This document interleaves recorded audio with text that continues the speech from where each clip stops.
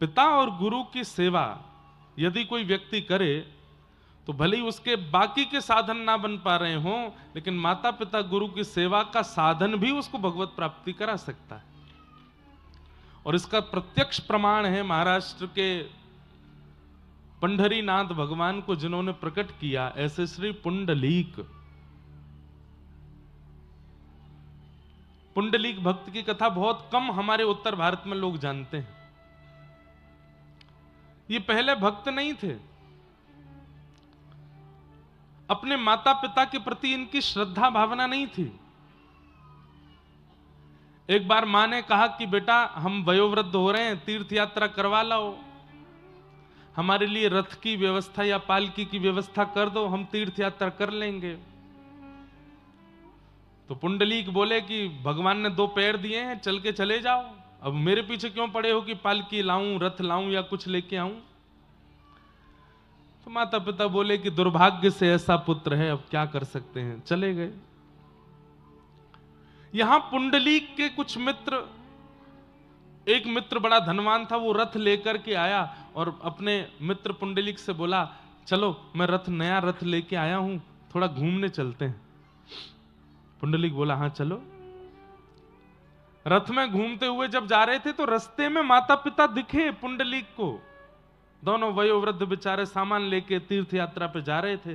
तो पुंडलीक ने नजर और फेर ली कि कहीं इनको बैठाना ना पड़ जाए। ऐसा था, माता पिता के प्रति कोई श्रद्धा नहीं।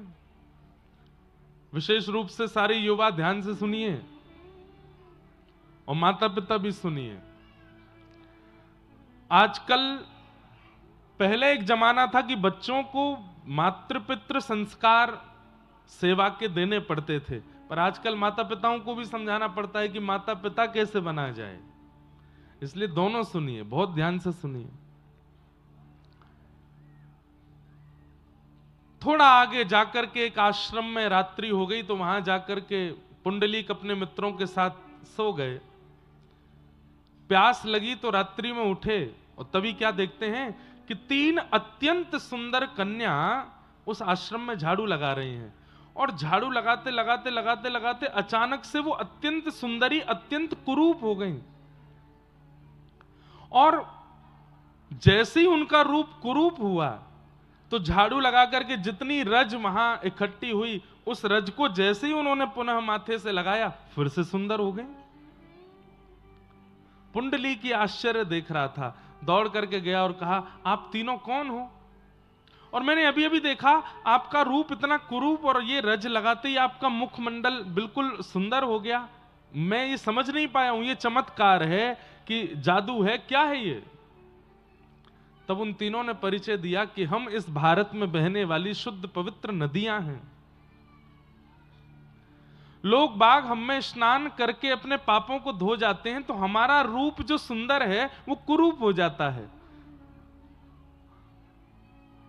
तब अपने उस लोगों के जो पाप हमारे अंदर आए हैं उनको नष्ट करने के लिए हम भारतवर्ष के आश्रमों में जाते हैं और वहां जाकर के गुरुजनों के, वयोवृद्धों के जो चरण रज है उसको अपने माथे से लगाते हैं, तो उससे हमारे जितना भी कुरूपता है, जितने भी लोगों के पाप भीतर आए, सब नष्ट हो जाते हैं। पुंडलीक बोला कि मतलब जीवन में चाहे जितने पाप किए हों, उन पापों का प्रायश्चित धाम जाने से, तीर्थ जाने से, नदी स्नान करने से तो होता है, ये रज लगाने से भी होता है। तब वो तीनों नदियां बोली कि धाम जाने से, तीर्थ जाने से, नदी स्नान करने से होगा, यह भी कंफर्म नहीं है, लेकिन घर में विराजमान माता पिता और सदगुरु के नित्य चरण रज लगाने से तो नित्य पाप नष्ट होते हैं। ये प्रत्यक्ष है, ये प्रमाणित है।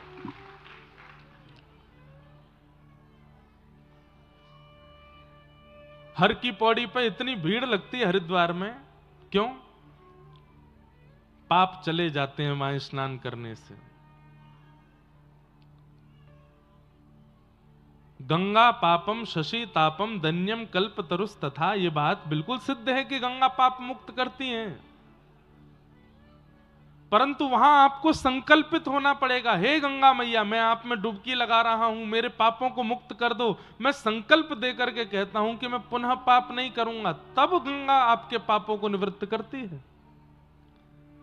अगर गंगा में स्नान करने के बाद पुनः पाप की ओर आप जाने वाले हैं तो पाप नष्ट नहीं होगा।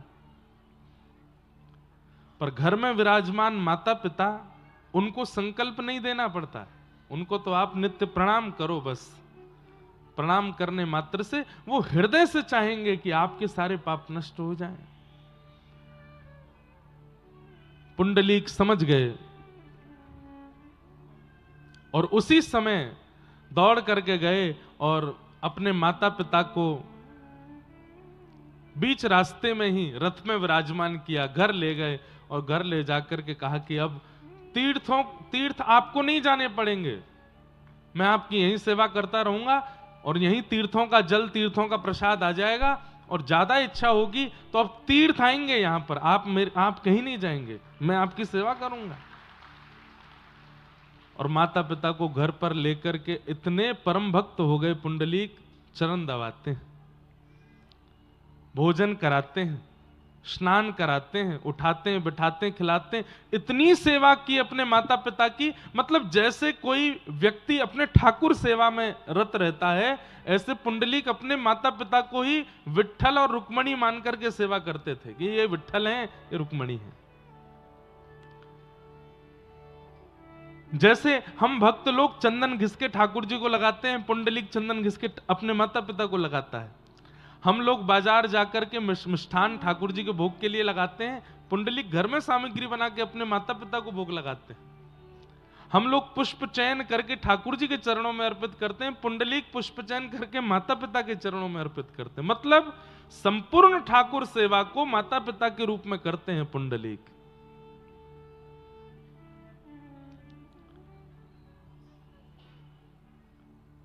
कोई साधन नहीं, कोई नाम नहीं, कोई जप नहीं, कोई अन्य क्रिया नहीं, केवल माता पिता की सेवा।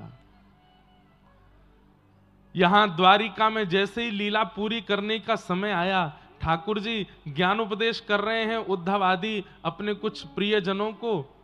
तब उद्धव ने कहा, नाथ आप कहां जा रहे हो? ठाकुर जी बोले, मैं वैसे तो श्रीमद् भागवत में विराजमान रहूंगा, लेकिन मेरा एक भक्त है, पहले मैं उसको दर्शन दे आऊं। बोले कौन? बोले चंद्रभागा के तट पर अपने माता पिता की चरण सेवा कर रहा है पुंडलीक, मैं उसके पास जाऊंगा। उसने कोई साधन नहीं किया, यज्ञ नहीं किया, तप जप कुछ नहीं किया, केवल मातृ पितृ सेवा की है। मेरा मन है कि मैं उसको दर्शन दूं। और ठाकुर जी पहुंच गए। पुंडलीक माता पिता की सेवा कर रहा था, आधी रात का समय।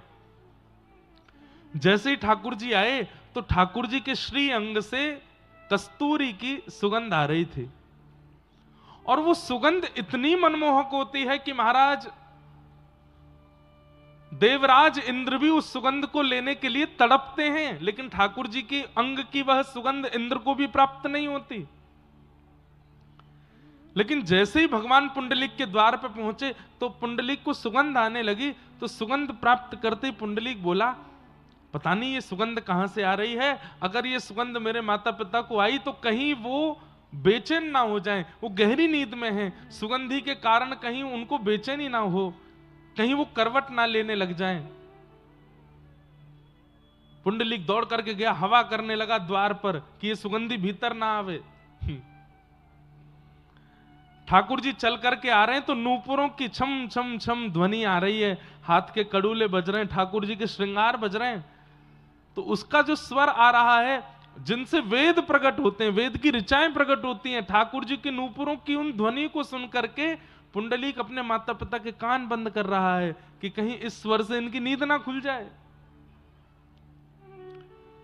जैसे ही श्याम सुंदर आकर के द्वार पर खड़े हुए तो उनका नील सरोरुह वदन और जैसे ही उसकी कांति घर के अंदर प्रवेश करने लगी, पुंडलीक चद्दर रखता है अपने माता पिता पे, कहीं ये कांति मेरे माता पिता के मुख पे गई तो वो छटपटा के उठ ना जाए।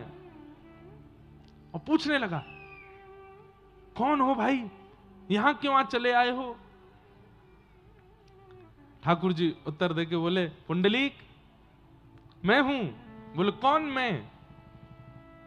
बोले देवकी नंदन, वसुदेव नंदन, द्वारिकाधिपति, गौ ब्राह्मण प्रतिपालक, त्रिभुवन नायक, साक्षात परमात्मा कृष्ण तुम्हारे द्वार पर खड़ा हूं पुंडलीक। पुंडलीक दौड़ करके गया। बोले आप भगवान हो? बोले जी। यहां क्यों आए हो? ठाकुर जी बोले ये प्रश्न कोई नहीं करता मुझसे। अरे जन्म जन्मांतरों के पुण्यों के बाद भी मेरा दर्शन नहीं होता पुंडलीक, मैं तेरे कुछ सालों की सेवा से प्रसन्न होकर आ गया हूं। पुंडलीक बोला लेकिन मैंने आपको प्रसन्न करने के लिए सेवा तो नहीं की थी, आप क्यों प्रसन्न हो गए?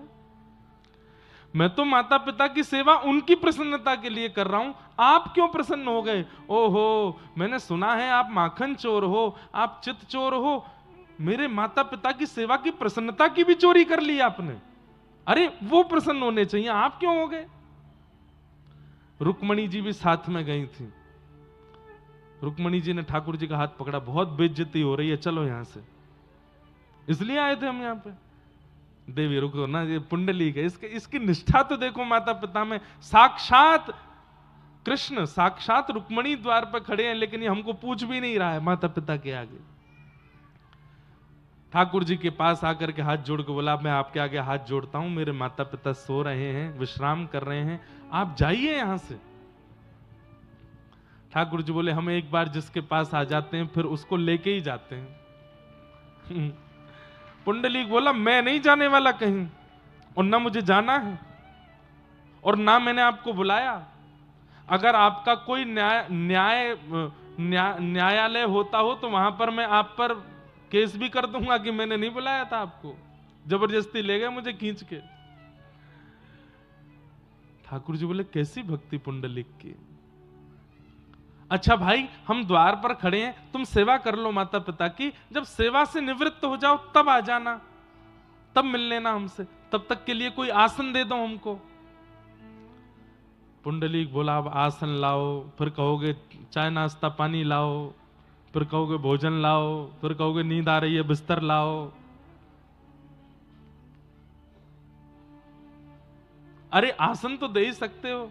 पुंडलीक गए भीतर जाकर के, आसन ढूंढने में इतनी उनको लग रहा था कि इतनी देर भी मेरे माता पिता की सेवा से मुझे दूर क्यों किया जा रहा है। तो एक ईंट दिखाई दी, वही सरका दी, बोले ये लो आसन, बैठ जाओ उसके ऊपर। रुक्मणी जी पकड़ती रही, मना करती रही, ठाकुर जी नहीं माने, और उस ईंट के ऊपर प्रतीक्षात्मक भाव से आज तक ठाकुर जी खड़े। आज भी पंढरीनाथ विठ्ठल भगवान खड़े हैं और प्रतीक्षा कर रहे हैं कि मेरे पुंडलीक की सेवा एक दिन पूरी होगी और वो मुझसे मिलने आएगा। सोचिए, भगवत दर्शन के लिए मैं और आप, हम क्या नहीं कर रहे हैं, सब कुछ कर रहे हैं। सारे नियमों का पालन कर रहे हैं, सारी विधाओं का पालन कर रहे हैं, सारे तीर्थों के दर्शन कर रहे हैं, सब प्रकार की क्रिया कर रहे हैं कि हमको भगवत अनुभव हो, लेकिन घर में विराजमान जो माता पिता हैं उनकी सेवा ही नहीं कर रहे। अब वैसे तो मैं भी वंचित रहता हूं सेवा से, मुझे भी माता पिता की सेवा तो प्राप्त नहीं हो पाती। बार बार उनके समीप जाना, उनके चरण दबाना, ये हमको सेवा मिलती नहीं, हम तो कथाओं में ही रहते हैं। पर बंधुओं, सबसे बड़ी सेवा क्या है कि आपकी क्रिया, आपके विचार, आपका स्वभाव, आपका व्यवहार वो आपके माता पिता को प्रसन्न कर देता हो। ये सबसे बड़ी सेवा है एक बालक की, कि उनके माता पिता प्रसन्न हो जाते हैं, हंसने लगते हैं, प्रसन्न मुद्रा में उनको देख लेते हैं। हमें नहीं पता हमारी सेवा से माता पिता प्रसन्न होते होंगे कि नहीं, पर हाँ, अपने 24 घंटे के पूरे जीवन काल में 3 घंटा कथा करते हैं तो उससे जरूर हमारे पिताजी माताजी प्रसन्न होते हैं, उससे जरूर उनके चित्त में आनंद होता है। इसलिए भैया हमारी एक बात मानिए, एक माला कम करोगे चलेगा, एक तीर्थ कम रह जाएगा तो भी चलेगा, लेकिन आपके माता पिता के दोनों वरद हस्त आपके सिर पर पूरे पूरे हों, यही भगवत प्राप्ति का एक विशिष्ट साधन है। उसके लिए प्रयास करो। प्रमाण है पुंडलीक, माता पिता की सेवा से प्राप्त हुए उनको ठाकुर जी।